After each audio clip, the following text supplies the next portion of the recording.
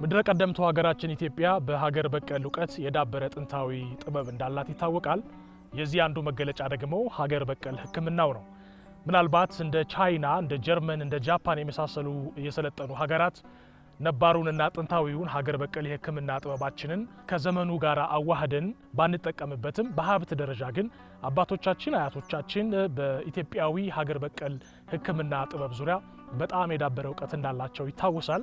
በዚህ ዘመን ይህንኑ ተስፋ በማድረግ ይህንኑም ደግሞ ከአባቶቹ በመረከብ በሀገር በቀል ሕክምና እጅግ በጣም የአንበሳውን ድርሻ ወስደው እየሰሩ ካሉ የዚህ ዘመን ወጣት ባለሙያዎች መካከል ዛሬ አንዱን በዚህ በጉለሌ የእጽዋት ማዕከል ውስጥ እንግዳ አድርጌ ልጋብዝላችሁ እዚህ ተገኝቻለሁ። አብራችሁ እንድትቆዩ በአክብሮት ጋብዛችኋለሁ። በቲክቶክ ፕላትፎርም ብቻ ከ800 ሺህ በላይ ተከታዮች አሉት። በሶሻል ሚዲያ በሚያስተላልፋቸው የሀገር በቀል ሕክምና ዕውቀቶችና ጥበቦች ብዙዎቻችሁ የምትወዱት የተጠቀማችሁበት ባህር ዳርን ጨምሮ እዚህ አዲስ አበባ ደግሞ የሕክምና ማዕከል ከፍቶ ብዙዎችን እየጠቀመ ያለ የኢትዮጵያዊ ሀገር በቀል ሕክምና ባለሙያና ወጣት ተመራማሪ ዮሐንስ ሽፈራው የዛሬ እንግዳዬ ነው። አብራችሁን ቆዩ። እንኳን ደህና መጣ። እንዴት ነህ? ሁሉ ሰላም? ስለተገናኘን ደስ ብሎኛል። በጣም ጉለሌ የእጽዋት ማዕከል ልዩ ስሜት የሚሰጥህ ይመስለኛል ካንተ ሙያ አንጻርና እዚህ ጫካዎች ስንገናኝ ምን ተሰማ? ያው ከከተማው ይልቅ ተፈጥሮ ሁሉንም ባንድ ዞበት የምታገኘው ቦታ ይሄ ስለሆነ ያው የተረጋጋ ስሜት እንዲኖር ስለሚያደርግ እመርጠዋለሁ፣ ደስም ይለኛል። በጣም ጥሩ። አረፍ ብለን ማውራት እንችላለን።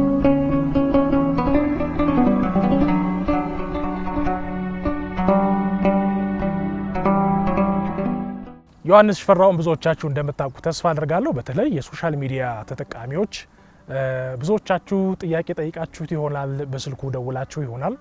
እንደገና ደግሞ አይድኑም አይሆኑም የተባሉ የሕክምና ኬዞችን ጨምሮ ለበርካቶች ፈውስን ያደለ ወጣት ባለሙያ ነው። ከሱ ጋር ቆይታ ስናደርግ በጣም ሰፊ ርዕሰ ጉዳይ ስለሆነ ብዙ ነገር ማንሳት እንችላለን።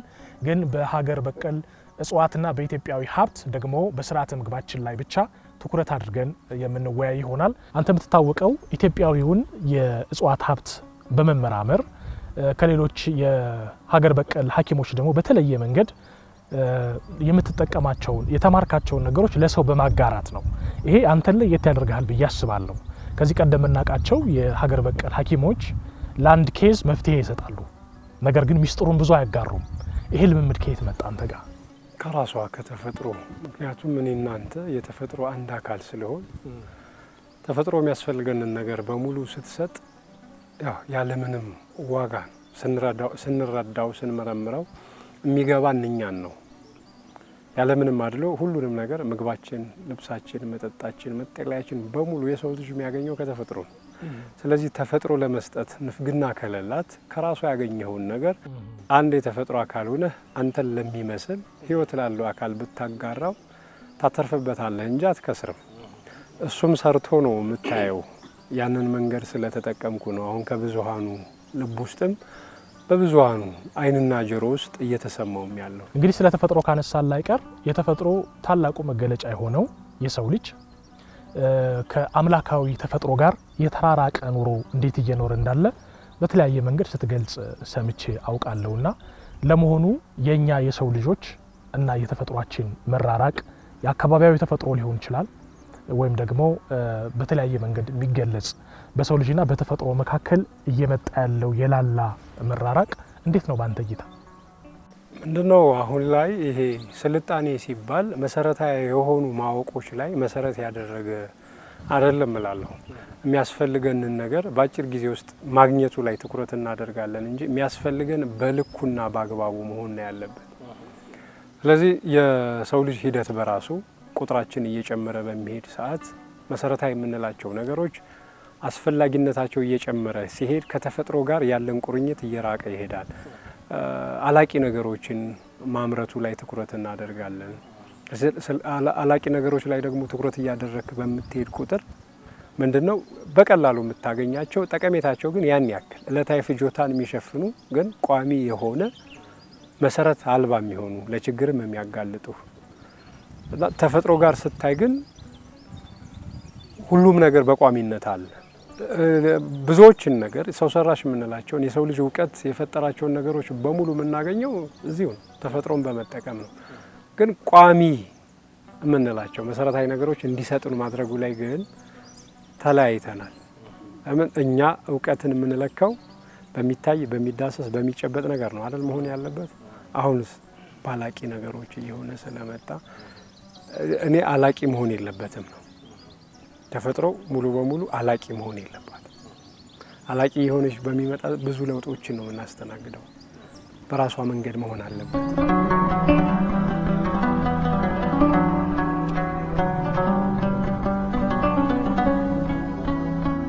እንግዲህ አንተ ሳትሰስት እውቀትህን ለሌሎች የምታካፍለውን ያህል ቀደም ሲል እንዳልኩት ከሌሎቹ በጣም ለየት የሚያደርግህ ያንድን ነገር መፍትሄ አይደለም ስትሰጥ ማይህ ወይም መፍትሄውን ብቻ አይደለም የመፍትሄውን ምንጭ ነው ለሌሎች የምታጋራው።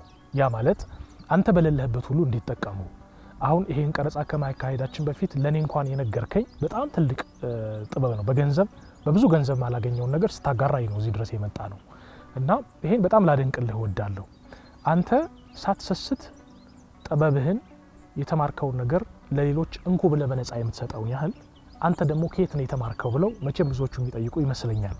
ከየት ነው አንተ የተማርከው? ኢትዮጵያዊ መሆኑ በራሱ እኮ አብሮነትን ነው የምትማረው፣ አንድነትን ነው የምትማረው። እዚህ ሀገር ላይ ስትገኝ ሁላችንም የትኛውም ኢትዮጵያዊ አሁን ነገሮች እየራቁን ሲሄዱ ያው ስስት በመሀል ጣልቃ ሲገባ የኔነት ሲያጠቃን ካልሆነ በቀር የመጣንበትን ያደግንበትን ማህበረሰብ ተመልከተው።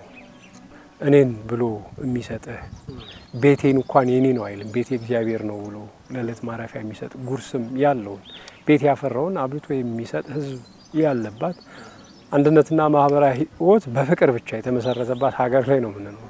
ስለዚህ ትምህርት ቤቱ ሁሉም ላይ አለ። ተፈጥሮ በራሷ አንድ ትምህርት ቤት ናት። ሁሉን ነገር እሷ ከሰጠች ያለን ማህበረሰቦቻችን ደግሞ ለቤታቸው እንኳን አጥር አያውቁም። ዛሬ ነው እንጂ ሂድ ከብቶች አሉባቸው 12 ወር የደከመበትን ያዘመረውን ሰብል ጉድጓድ ሰርቶ ጉድጓድ ውስጥ የሚያስቀምጥ ማህበረሰብ ያለበት ለምንም ነገር ሁሉም በእግዚአብሔር እጅ ነው ብሎ የሚያስብ ህዝብ ላይ ስለሆነ ከዛ ህዝብ መጥተህ ከዛ ህዝብ መሀል ተገንተህ የኔ ነው ብትለው አይሆንም። ሁለት የበለጠውን ነገር ደግሞ መውሰድ ስትፈልግ የሚሰራው እንደዚህ ነው። ከ10 ምናምን ዓመታት በፊት ጀምሮ እንተዋወቃለን። ከበርካታ ጊዜያት በኋላ ሳገኝህ ያየሁት ዮሐንስ ሽፈራው እጅግ በጣም በሰዎች ዘንድ የተወደደ የታወቀ በብዙ ሺዎች የሚፈለግ ሰው ነውና በጣም የገረመኝ ነገር ላንሳለህ። ያው እንደሚያቀህ ሰው ዘመናዊ ሰው ነህ። የገበሬ ልጅ ነኝ ማለት ቢቀድምህም ግን ዘመናዊ ሰው ነህ። ከተማ ነው እኔ እናንተም የምንተዋወቀው። ይሄ ወደ ምን ይወስደኛል መሰለህ? ሀገር በቀል የሆነውን በብዛት አባቶቻችን በገጠሪቱ ኢትዮጵያ የሚያገኙትን እዛ አካባቢ ተወስኖ ያለውን ሀገር በቀል እውቀት ለመማር ፍላጎት ያደረብህ መቼና ከማን የተነሳ ነው? ማንስ ነው ያስተማረ ማለት ይቻላል? በእርግጥ ያው እኔ ከተወለድኩኝ የ6 ወር ልጅ ሁኜ ወደ ከተማ እንደመጣው ነው የሚነገረኝ። አይኔን ስገልጽ ያገኘሁት ከተማ ውስጥ ነው፣ ያደግኩትም ከተማ ውስጥ ነው። ካደግኩ በኋላ የ9 ዓመት ልጅ ሁኜ በግ እንድጠብቅ ወደ ገጠር ተመልሼ ሄጃለሁ። ወላጅ አባቴን ያወቅኩትም ከዛ በኋላ ነው። አባቴ ዋና ካህንም ቢሆን ክህነቱ ለአገልግሎት ራሱን የሚመራበትና ልጆቹን የሚያስተዳድርበት ደግሞ የእርሻ ህይወት ገበሬ። እውቀቱም የመጣው በእነሱ ስለሆነ ያሳደገችኝ እናቴ ሁሌም ነው እማነሰው ስሟን። ወላጅ እናቴን አላውቅም። እኔ እናትም ዓለምም የሆነችኝ ሴት አለች። ከተማ ውስጥ አዋላጅ ነበረች። ማዋለድ ብቻ አይደለም፣ ሰዎች የተለያዩ ችግሮች ሲያጋጥሟት መፍትሄ ትሰጣለች እና ሁሌም ይሰራላታል። እሱ ብቻ አይደለም፣ ካደግኩ በኋላ እኔ ትልቅ ሁኜ የዞረ ጽንስ አሁን ሴስ ነው አይደል እኛ የምንሰራው። ጽንስ ከዞረ በኋላ አማራጭ የለህም፣ ህይወቱ ሊያልፍ ይችላል ነው የሚባል በቤት ውስጥ። እሷ ጽንስ ዙሮ ሲመጣ በእጇ ነው፣ አሁንም ያደርጉታል፣ ዘመናዊ አዋላጆችም ያደርጉታል፣ ታዋልዳለች። ይሄ ነገር ሲሰራላት ምን ያክል ልምድ ቢኖራቸው ነው? ለዘመናዊ ትምህርት ነው ተላልፈን የተሰጠነው። ሁላችንም የተገናኘንበት መደበኛ ትምህርት ላይ ስለሆነ ከዛ በኋላ እህቶቼ ላይ ቤቴ ላይ በጉረቤቴ ላይ ይደረግ የነበረው መፍትሄ አልባ ናቸው የተባሉ የነበሩ ችግሮችን ሲሰጡ አይቼበት ስለነበር ውጤት ካመጣ እኔ ካደኩ በኋላ እንዲሁም አባቴ ይዟቸው የነበሩ መዛግብትን ከሌሎቹ ልጆች ይልቅ አንድ ልጅ አለኝ። እኔ እሱ አሳዳጅ ነኝ። ያን ያክል ከሱ ጋር ፍቅር አልነበረኝም። ልክ አይደለህም ብዬ ሞግታለሁ። ለምን የተማርኩት ትምህርት የሀገር በቀል እውቀቶችን በሙሉ እንደ ጎጂ ባህል ከጎጂ ዝንባሌ ጋር አያይዞ ስለሚነግረን የራሴን እንድጠላ ተደርጌ አድጌያለሁ። በኋላ አእምሮ ሲሰፋ ውጤቱን ትመዘናለህ፣ ታስቀጥል ትችላለህ። እነሱ ሲሰሩት የነበረው በዋናነት የእናቴን ውለታ ለመክፈል በዋናነት እዛም ስታረገው የነበረው ያለ ምንም አገልግሎት ክፍያ 1000 ህፃናት በሷ 1000 እናቶች ከሞት ድነዋል። 1000 ህፃናት በህይወት እንዲኖሩ አዋልዳለች። ለበረከት እና ሳትወልድ ጡቷን የጠባዋት እናቴ አቅም ሳይኖረኝ ገንዘብ ሳይኖረኝ ውለቷን ሳልከፍል በህይወት አጥቻታለሁ። ግን ባትኖርም እሷ ያረገችውን በማድረግ ስሟን ሁሌ እያነሳው ከኔ ውስጥ ያለ በጎነት የኔ ሳይሆን የሷ ነው እያልኩ እንድኖረው ነው ያየሁት። ስለሆነ እሱን ከነሱ ስለተማርኩት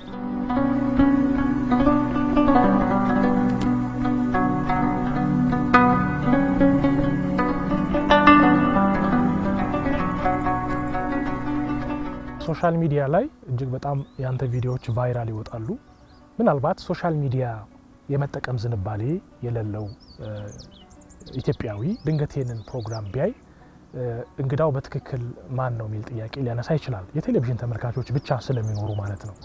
እሱን ታሳቢ በማድረግ ትንሽ መረጃ ለመስጠት እንዲያመች በአንተ የሕክምና ተቋም በዋናነት የትኞቹ አይነት ኬዞች መጥተው በአንተ ሐኪምነት በተፈጥሮ ደግሞ መድኃኒትነት ፈውስ ተገኝቶባቸዋል? አእምሮ ላይ የሚመጡትን የተወሰኑትን እናንሳ። እኔ እንግዲህ በቤቴ እስካሁን ያየዋቸው ጉዳቱ ስር ከሰደደ በኋላ የሚመጡም አሉ። አሁን ሙሉ በሙሉ ድናቸዋል ለማለት ገና በክትትል ላይ ያሉ ሰዎች አሉ። ግን እስካሁን በተፈጥሯዊም ሕክምናም ሆነ በዚህ በዘመናዊ ሕክምና መፍትሄ አልባ ናቸው የሚባሉ ማይግሬን እንደ ሀገር ሀብት ማለት ነው። አዎ ማይግሬን እንደ ሀገርም ሀብት ዓለም መድኃኒት የለውም። እዚህ በማስረጃ በማረጋገጫ ብቻ ነው ያለው። አዎ ለምን በርካታ ሰዎች ራሳቸው ስም ጠርተው ሜንሽን የሚያደርጉት ነው። በአደባባይ ሰጥቶኝ ሪፖርቱ መቅረብ የሚችል ነው።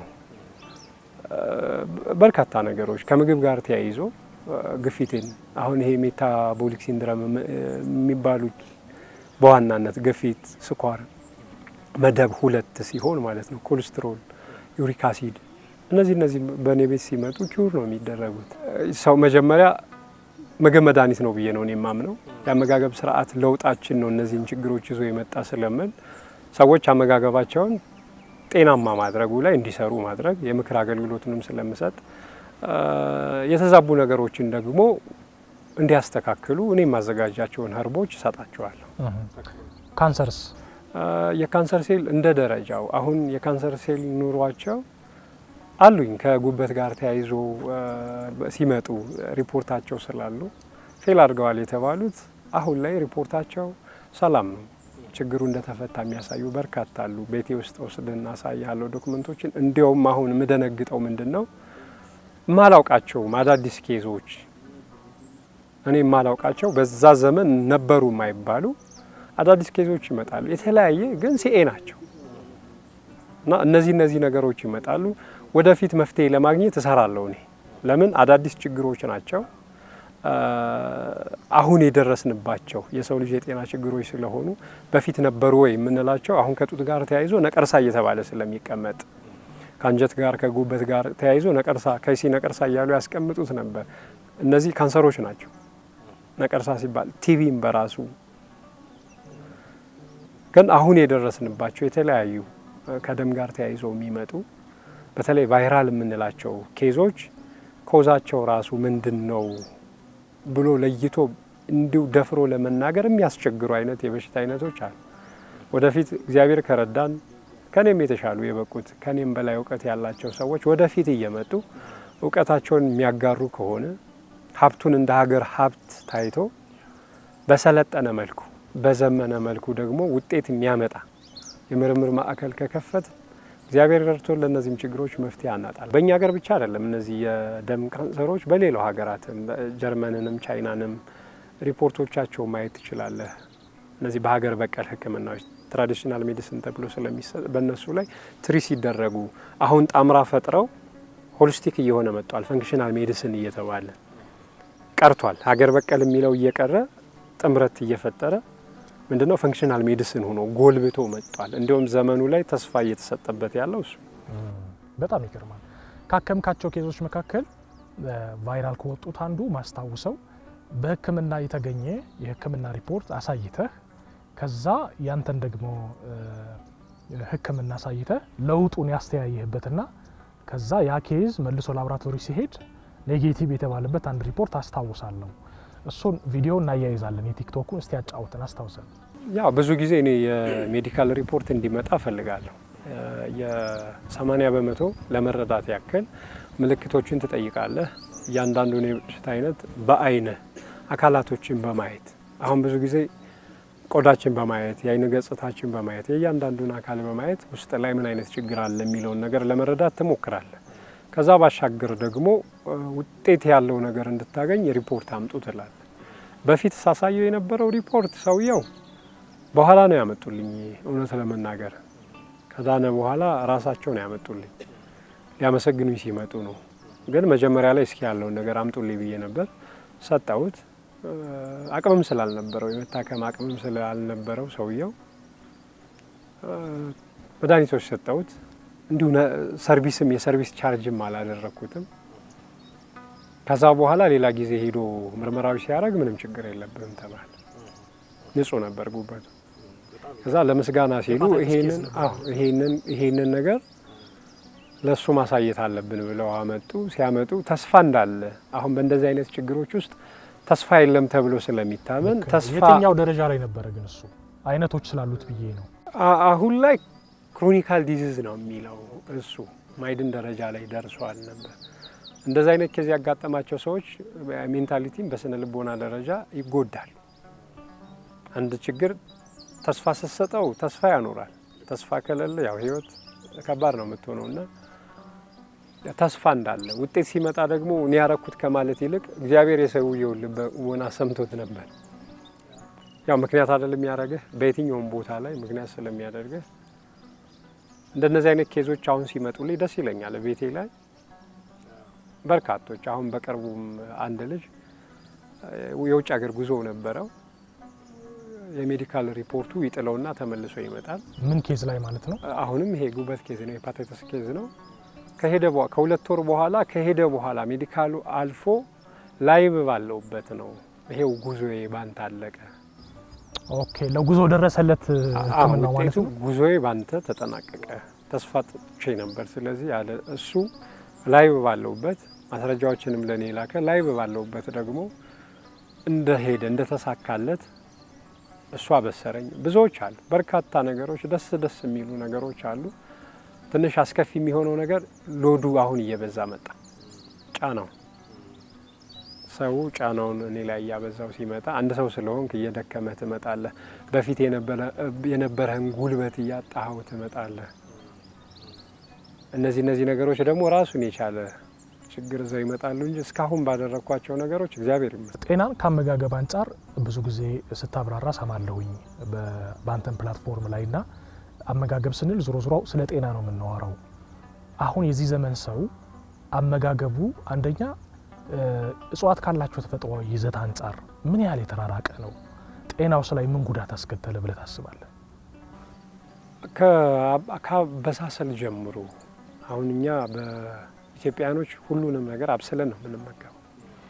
በምን ያክል የሙቀት መጠን ይበስላሉ የሚለውን ልብ እያልናቸው አይደለም።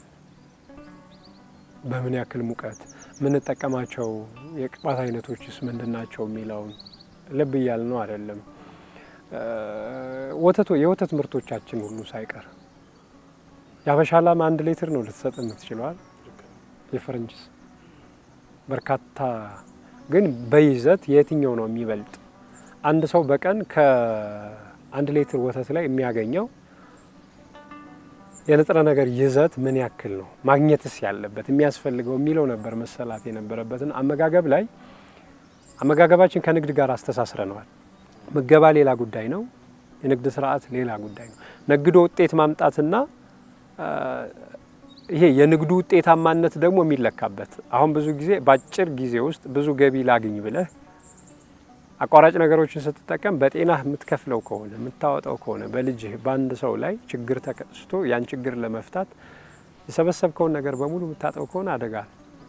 ያንን ነው ማየት ያቆም ነው። ተፈጥሮ አንድን ነገር የምታዘጋጅበት የራሷ ጊዜ አላት፣ በቂ የሆነ ነገር ይዞ እንዲሰጥህ።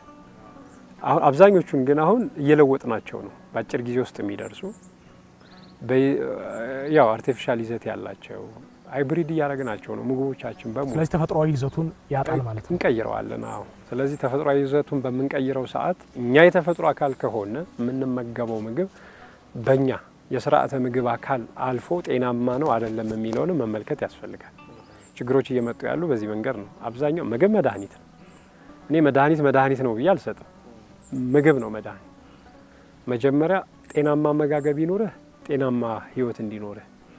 ከጤናማ አመጋገብ ወጥተህ ችግሩ ሲገጥምህ ግን ለመፍትሄ የምትወስዳቸው ነገሮች እነሱስ ጤናማ ያረጉሃል ወይ? ከጥቅማቸው ተያይዞ የሚመጣው ጉዳቱ ብዙ ስለሆነ ሰው ህይወቱን ይርም፣ ያስተካክል፣ ተፈጥሮን ይመልከት። አሁን ያንተን አመጋገብ እንድጠይቅህ ያደርገኛል ይህ አገላለጽ በራሱ። ለምን በጣም ጥንቃቄ ያለው ነገር ስለሆነ ሁልጊዜም የምታስተምረው። እንደገና ደግሞ ላለፉት 12 ዓመታት አካባቢ 13 ዓመታት አንተን ሳቅህ አልተቀየርክም፣ አቋምህ እንደዚሁ ነው እና ይሄ ራሱ በጣም የሚያስገርም ነገር ነውና አንተ እንኳን እኔን ስታቀኝ በጣም ተለውጫለሁ፣ አንተ ግን ልክ እንደዚሁ ነውና ይሄ ስለ አመጋገብህ እንድጠይቅህ ያደርገኛል። አጋራን ያንተን አመጋገብ ስታይል። ማኔ ሲርበኝ ነው የምበላው፣ ሲጠማኝ ነው የምጠጣው። ያው ሰውነት ሲፈልግ የለም ሲጠይቀኝ እሰጠዋለሁ። ግን የምበላው አብዛኛው ነገር ብዙ ቅባት ያላቸው ነገሮች አይመቹኝም። ጥራጥሬ እንዲሁም ደግሞ የመድኃኒት ይዘት ያላቸው ተክሎች ከሆኑ አብዛኞቹን ለራሴ አደርጋቸዋለሁ። ማዘጋጃቸውን ሻዮች ለራሴ እጠጣለሁ። ምግብ ላይ ጥራጥሬ በጣም እወዳለሁ። አትክልትስ? ያው አትክልትም ቢሆን ሰው ሰራሽ ያልሆኑ አትክልቶች ኮክና በለስ እወዳለሁ በጣም። ከምወዳቸው ምግቦች ትርንጎ እወዳለሁ። ከያቅጣጫው በየደረሰበት የአየር ንብረት ልክ ትርንጎ እንዲመጣልኝ አደርጋለሁ። አትክልት ላይም ቀሎኝ የምበለው ምግብ ይሄ ነው ሚስጥሩ። አዎ የአመጋገብ ስርዓቴ። ስጋ ላይስ እንዴት ነው? ብዙም አይደለም። የዕለት ሲሆን ስጋ ሳር ተመግበው ሳር ተመግበው ያደጉ ፍየል፣ በጎች የዕለት ሲሆን ቤት ላይ የምታረጋቸው ነገሮች ላይ ቀሎህ ትበለዋለህ። ስጋ ልመገብም ሳይሆን ስጋ መገባለሁ፣ ግን በጥንቃቄ። አዎ ጤናማ እንዲሆን እፈልጋለሁ በጣም። ጆ ከውጭ የመጣውን ዘይት ትጠቀማለህ? ለምን? እቤት አለኝ። ያው ከቤትህ ሙሉ በሙሉ ትከለክላለህ አይደለም። አንተ ፍቃደኛ ባትሆን ሰው ጋር ነው እና የምትኖረው። ቤት ያለ ሰው የራሱ ምርጫ ነው። ለእኔ ግን ይሄን አድርጉልኝ ይላል እኮ። ዘይትን በምን ትተካዋለህ? በራሳችን ዘይቶች በእኛው ሀገር ውስጥ በሚመረቱ እና እኔ አሁን እንኳን ቤት አለኝ ማምረቻም ለራሴ ከቤት ማምረቻ ስላለኝ ዘይት አምርተህ ነው የምትጠቀመው? ኦይሎችን እጨምቃለሁ ለመድኃኒትነት። አብዛኞቹን ኦይል እጨምቃለሁ። ስለዚህ መጭመቂያው እስካለኝ ድረስ ሰሊጥ፣ ኑግ እጨምቃለሁ ከቤት። ሌሎችም የቅባት እህሎች የሚሆኑ ለምግብነት ዝግጁ ናቸው ብዬ ያመንኩባቸውን ነገሮች እጨምቃለሁ። ተፈጥሯዊ የሆኑ ቅባቶችን በዚች ማሽን ነው የምናመርተው። እንግዲህ ይሄ ማሽን በቀን እስከ 80 ሊትር ዘይት ማምረት ይችላል። 2 ኩንታል ማክሲመም ማለት ነው የሚያመርት ማሽን ነው። ተፈጥሯዊ ወዲያው ማለት ነው። እንደዚህ ወዲያው የትኛውንም አይነት ቅባታማ የእጽዋት ዝርያ ብትሰጡት እንዲህ ነው እየጨመቀ የሚያወጣላችሁ። ለምን አገልግሎት የሚውሉ ዘይቶች በእኛ ተቋም እንደሚመረቱ በሌላ ቪዲዮ ይዤላችሁ እመጣለሁ። ግን ዛሬ የተለያዩ ቅባቶችን በቀላሉ በቤታችሁ ሆናችሁ በዚህ ማሽን በመጠቀም አምርታችሁ ለገበያ ማቅረብ የምትፈልጉ ሰዎች እንዴት ይሰራል የሚል አሰራርን ማወቅ ከፈለጋችሁ ቤቴ ክፍት ነው። መጥታችሁ ለአጭር ጊዜ የሚቆይ ስልጠና መውሰድም ትችላላችሁ። እስቲ ወደ ኋላ ልመልስህ።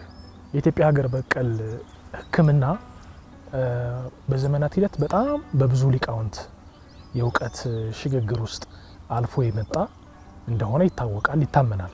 ነገር ግን በኢትዮጵያ ሀገር በቀል ሕክምና ላይ የተሰማሩ ጠቢባን እውቀታቸውን በየዘመናቸው መፍትሄ ሰጡ እንጂ የእውቀት ሽግግር ላይ አልሰሩም ይባላል። ይሄ እንዴት ታየዋለህ አንተ? ፍርሃትም ጭምር ስላለ ነው። በነገራችን ላይ እውቀትን ማወቁ አይደል ከባድ ነገሩ፣ ወይም ለፈለገው ሰው መስጠቱ አይደለም። ትልቁ ነገር ማስተዳደሩ። እውቀት ይገላል እኮ ጤናማ ብቻ አይደለም። ለመልካም ነገር እስካልተጠቀምክበት ድረስ ሌላውን ልትበድልበት ይችላል። ስለዚህ ለማን ላውርሰው? ዝግጁ ሰው አብዛኛው የኛ አባቶች ይዘውት ሞቱ፣ የጋን መብራት ሆኑ የሚባሉበት የሚያወርሱት ስላጡ። ማስተዳደር ትችላለህ ወይ ነው የሚጠቅመውንም የሚጎዳውንም። አሁን የእውቀት አጠቃቀም ነው አይደለ ሚዛናዊ የሚያደርገው። ዓለም በአንድነት የተስማማበት የኒኩለር እውቀት አለ። ለሰው ልጅ ይጠቅማል። መቼም ከረሚላ አይደለም ኒኩለር እንደ ታዳሽ ኃይል ሲታይ የኃይል አቅርቦት ነው። እንደ መሳሪያ ስትጠቀመው ግን ሙሉ በሙሉ የሰው ልጅም ብቻ አይደለም ሙሉ ዓለምን እንዳልነበረች ሊያደርግ የሚችል ከፍተኛ የሆነ የጥፋት መሳሪያ ነው። ስለዚህ እንደነዚህ አይነት እውቀቶች ለነማን ነው የምንሰጣቸው? ለምን ዓላማ ሲጠቀም? ከፍርሃትም ጭምር ነው ብዬ ነው የማስበው። ዛሬ እኔ መናገር የጀመርኩት ሁሉም ሰው ችግረኛ እየሆነ መጥቷል። ለትንሹም ነገር የሚያማክረው ሰው ይፈልጋል። ለድቃቃ ነገሮች እንደ እንጀራ መጋገርን እኮ ኦንላይን ላይ የሚማሩ ሰዎች ይኖራሉ። ወጥ መስራትን የሉ በጣም ቀላል የምንላቸውን ነገሮች ከቤተሰቦቻችን እያየናቸው እየተማርናቸው እየተለማመርናቸው የምናድግባቸውን ነገሮች አሁን እያጣናቸው መክፈል ካልተቻለ ወደፊት መኖር ከባድ ሊሆን ነው ማለት።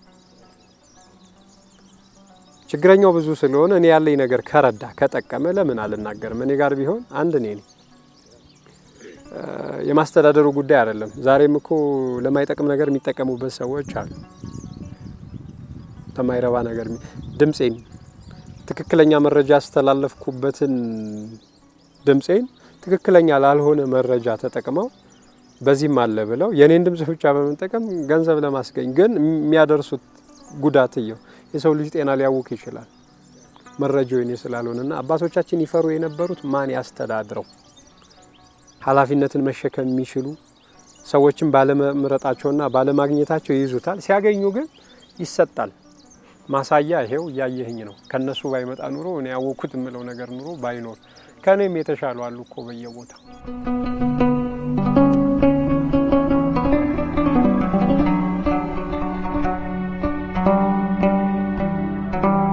ዘመናዊው ዓለም አገር በቀሉን የሕክምና እውቀት እንደ ጥንቆላ ወይም ከባዕድ መናፍስት ጋር የማገናኘት አዝማሚያ በጣም ይታያል።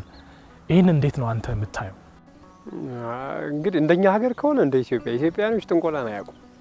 ኢትዮጵያኖች ጥበበኛ ናቸው ሲባሉ ስነ ፈለክን ስነ ሕይወትን ጠንቅቀው ተረድተው አሁንም ማሳያ ያለን ነገሮች በሙሉ ማለት በስነ ፈለክ ምርምራችን በስነ ሕይወት ምርምራችን ሌላው ቀርቶ ስነ ሕይወት ላይ ነው የኪነ ህንጻ የምህንድስና ጥበባችን ዓለም ያልደረሰባቸውን ነገሮች መሬት ላይ አሁን ማህተም አድርገው ያሳዩ እኮ ኢትዮጵያኖች ናቸው።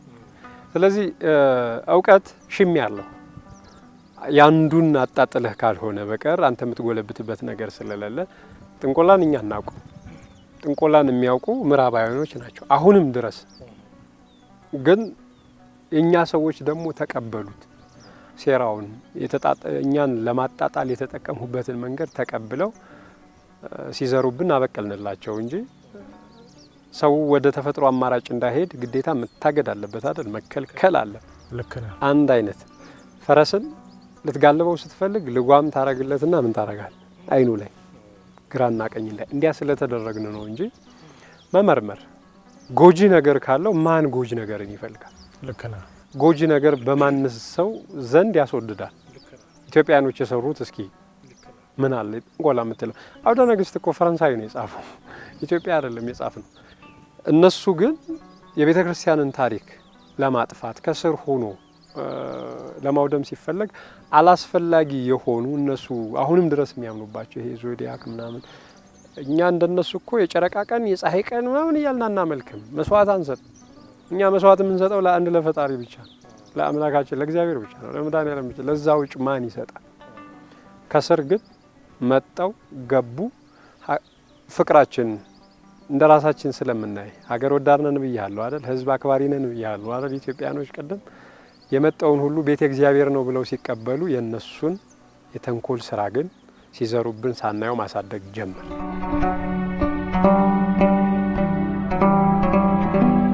እንደው አይን ስለሚያያቸው ፊት ለፊት ስላሉ እጽዋት እንድታወራኝ ብዬ ነው። ለምሳሌ ይሄ ለምን ሊጠቅም ይችላል? ስሙስ ምንድን ነው? ግራዋ ነው ይሄ። እሺ እኛ ሀገር ላይ እንግዲህ የተለመደው እቃ ለማጠብ ብቻ ነው። በአጋጣሚ ግን አጋጣሚ ሆኖ ስትሮክ ካጋጠመ ድንገተኛ መጋኛ ነው የሚሉት፣ መጋኛ ይሉታል፣ ቁርባ ይሉታል። ድንገት ደም እንኳን ደም ይሄ ጉበት ላይ ልብህ ላይ ደም ቋጥረው ለህይወት እልፈት እስከሚያጋጥም ድረስ የደረሱ ነገሮች ተጨምቆ ይሄ አንደኛው ግራዋ፣ ጊዜዋ አሽዋጋንዳ የሚባለው ማለት ነው። አሁን ከሌላ ሀገር አይተዋል አይደል? ጊዜዋ በእኛ ሀገር ምንድን ነው የሚባለው? ጊዜዋ እያለ ከደጅሽ ምን ሞተ ልጅሽ አይደል የሚባለው? እናቶች በጣም ያውቁታል፣ ይጠቀሙበታል። የጊዜዋን አቅምና ጉልበት እኛ ሳንጠቀምበት አሽዋጋንዳ ከህንድ መጣ ሲባል በታብሌት መልኩ ስንት ነው የሚሸጥልን? እና እነዚህ ነገሮች አንጀትን ለማጽዳት ይሰራል። አንጀት ማጽዳት ሲባል በቶኪያም በምናምንም አይደለም፣ ጎጂ የሆኑ ነገሮችን በማስወገድ ውስጥ ላይ በመግደል ባክቴሪያዎችን በመግደል ይሄ ግን ሙሉ በሙሉ በሚባል ደረጃ የአንጀት ካንሰርን ይከላከላል ቀድሞ ማለት። በጣም ይገርማል። እሺ እዚህ ማየ ምንድን ነው ይሄ? እንስላል እንስላል እንስላል እስኪያሽትት ምን ይሸታል? ኦ ይሄ ኡዞ አረቄ ነው የሚሸታው። የኡዞ ያረቂው ፍሌቨር የተወሰደው ከዚህ ነው። ፍሌቨሩ የተወሰደው ይሄ ነው። እንስላል ኢንፌክሽኖችን ቀላል የሚባሉ ኢንፌክሽኖችን ስር እንዳይሰዱ ያደርጋል። ኩላሊት ላይ ጠጣር ነገር ሲኖር ከኩላሊት ጋር የተያያዙ የኩላሊት ኢንፌክሽን የኩላሊት ጠጠሮችን ለማስወገድ ምን ሲደረግ ማለት ነው የሚያስወግደው? ይሄኛው አሁን ቅጠሉ በጁስ መልኩ ይወሰዳል። ታጥቦ ጁስ ተጨምቆ አንዳንድ ብርጭቆ ይወሰዳል። ፍሬው እየተፈላ በሻይ ብርጭቆ አንድ የሻይ ብርጭቆ ይወሰዳል። እንስላል በርካታ ጥቅሞች አሉ። ያው እንግዲህ ይሄ ዲቶክስ የሚባለው ስርዓት ማጽዳት ሲባል የጽዳት ሰራተኛ አካላቶች አሉን።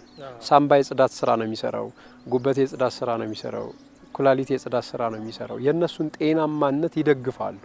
ዋው ቶክሲክ የምንላቸውን ወይም ጎጂ ንጥረ ነገሮችን ከሰውነታችን በሽንት መልኩ በላም መልኩ በሰገራ መልኩ እንዲወገዱ ያደርጋልና ይረዳል። እነዚህ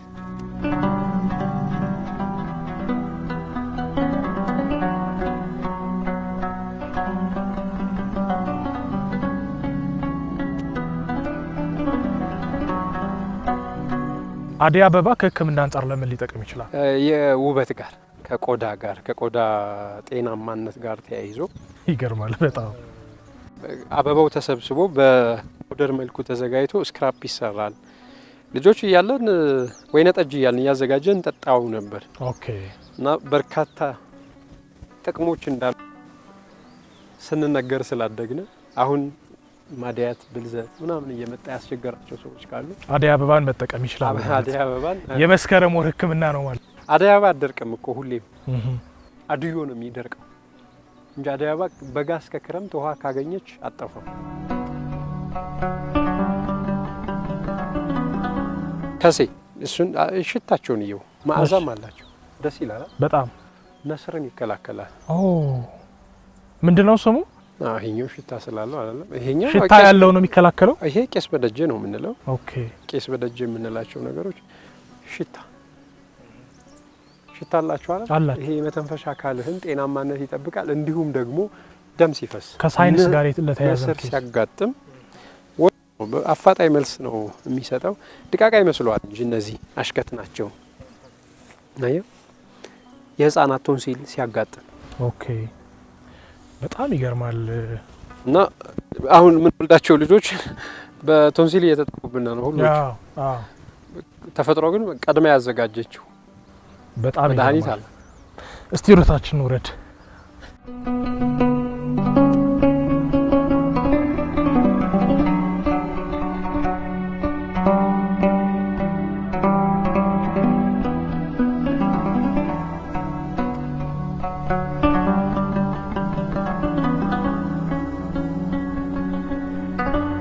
ከፈለክ ይኸውልህ ውሸታም በለኝ እሺ። ጸጉርህ በወር እድሜ ውስጥ ጎፈሬ ካልሆነ እሱን ተጠቀም።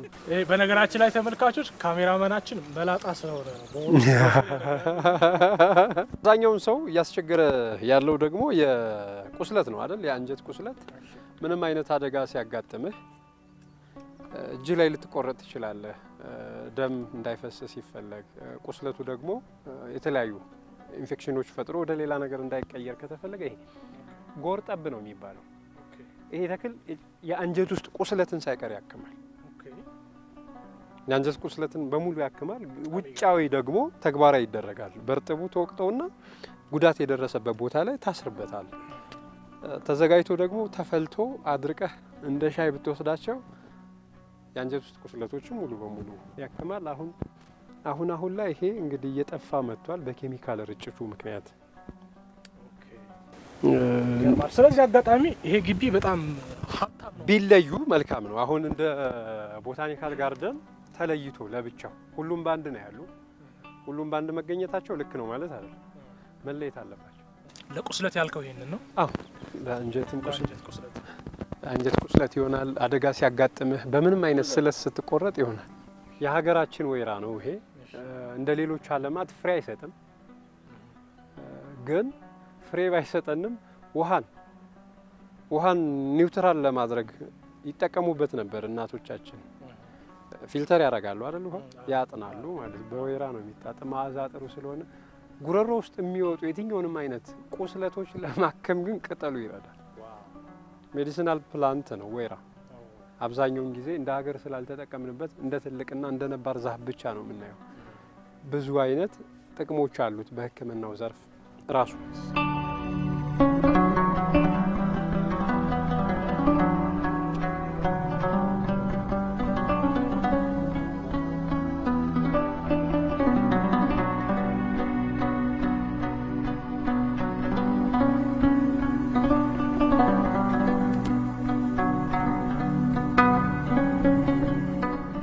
ጎጂ ነው ተብሎ ነው አይደል የሚታሰበው። ብዙ ጊዜ ከመምረር ውጭ ያለፈ ሌላ ነገር የለውም። ግን ነገር ሁሉ በልኩ ስለሆነ ስትወስድ በልኩ። ስለዚህ በሻይ መረረኝ ነው ያልክ አይደል አንተ? በሻይ አይደል ተጨምቆ ብቻ ነው። አንድ ስኒ ጭማቂ ቢሰጥ ሰውነትን ለማጽዳት ይረዳል። አንተ ነው መራራ ያልከው። የመጀመሪያ ጊዜ ስለሆነ እኔን አይመረኝ። ተፈጥሮ አትነፍገኝም ታውቃለህ። ምክንያቱም ልሰጠው ስለሆነ እሷ ልሰጠኝ ደግሞ ለእኔ በሩን ዘግታብኛል።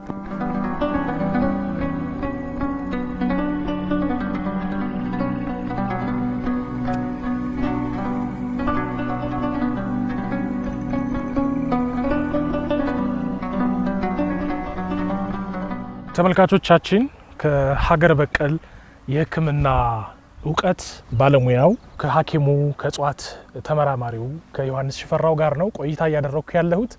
አጋጣሚ ያለሁበት ግቢ ጉለሌ እጽዋት ማዕከል ለምናወራው ኮንተንት በጣም አመቺ ስለሆነ የተወሰኑ እጽዋትን ከነጥቅሞቻቸው ቀደም ሲል እያሳየን ነበርና በተወሰነ መጠን አሁን ጨዋታችንን እንቀጥላለን። የብዙ ሰው ድክመት ብዬ ማስበው በደጁ በጓሮ ያሉትን እጽዋት ብዙም አያውቃቸውም፣ አይለያቸውም። በስም ቢለያቸው እንኳን አጠቃቀማቸውን ብዙ አያውቅምና የባህል ሕክምናን እውቀት ሰው እንዴት ማዳበር ይችላል? ከጓሮ ከግቢው ከመንደሩ በመነሳት መናቅ ነው እንጂ እኮ ትምህርት ቤቱ አለ። አሁን መናቅ ማለት መተው፣ ያንን ነገር እንደ ጠቃሚ ነገር አለማየት ነው እንጂ አንድ እናት ለልጇ ምን መስጠት እንዳለባት ታውቃለች። ቆረቆር ሲያጋጥም የጭንቅላት ላይ ቁስለት ቤት ለቤት ነው እኮ የምትታከመው። የሆድ ውስጥ ሆድ ሲቆርጥ፣ ጥርስ ሲያም፣ እነዚህ ነገሮች እኮ የምናውቃቸው ነገሮች ናቸውና መማር የፈለገ እኔ ሁለንተና ትምህርት ቤት ናት ብዬ ነው ማለት። ሁሉም ሰው ጋር የየራሱ የሆነ ልምድና እውቀት ስላለው አንተ ፍቃደኛ ሆነህ ተቀበል። አይው እያስበላኸኝ አይደል? ልክ ነው። አንተ ፍቃደኛ ሆነህ ከተቀበልክ ሁሉም ቦታ ላይ እግዚአብሔር ከፈቀደ ወደፊት ሀገራዊ እውቀቶችን የምናስተምርበት ማዕከል ገንብተን በትምህርት ስርዓቱ እንመጣለን ብዬ ተስፋ አደርጋለሁ። ያለውን እውቀት ደግሞ ሳይሳሳ የሚሰጥ ሰው ሳይሳሳ እንዲሰጥ በሩን ከፍተን ሁሉም ሰው ሀገራዊ ነገሮችን የሚያጎለብትበት መድረክ ይፈጠራል ብዬ አስባለሁ። በጣም ጥሩ። ግራዋ ለመጀመሪያ ጊዜ ያስበላኝ ጆን ነው። አሁን እጽዋትን እያየን በነበረ ሰዓት በጣም መራራ እንደነበረ ነው ማቋፊ ውስጥም ያለው ጣም እሱ ነው። ግን ለጤና ይበጃል ብሎ ነው ግራዋ ያስበላኝ።